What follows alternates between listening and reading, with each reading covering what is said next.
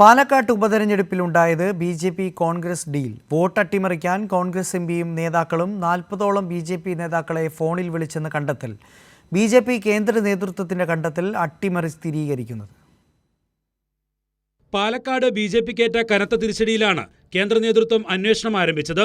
ഈ അന്വേഷണത്തിലാണ് 40ഓളം ബി.ജെ.പി നേതാക്കളെ കോൺഗ്രസ് എംപിയും മറ്റ് ചില നേതാക്കളും നിരന്തരം ബന്ധപ്പെട്ടെന്ന കണ്ടെത്തൽ.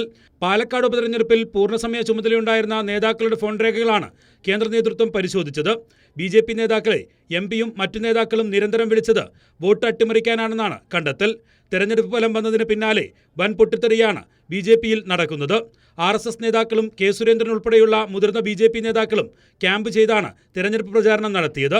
എന്നിട്ടും 11,000ഓളം വോട്ടാണ് ബി.ജെ.പിക്ക് കുറവ് വന്നത്.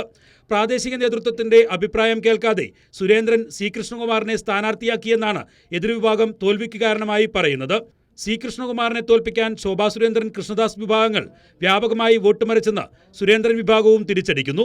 ഇതിനിടെയാണ് ബി.ജെ.പി വോട്ടുകൾ കോൺഗ്രസിന് മറിച്ചെന്ന കേന്ദ്ര നേതൃത്വത്തിന്റെ ഗൗരവമുള്ള കണ്ടെത്തൽ. കൈരളി ന്യൂസ്, തിരുവനന്തപുരം.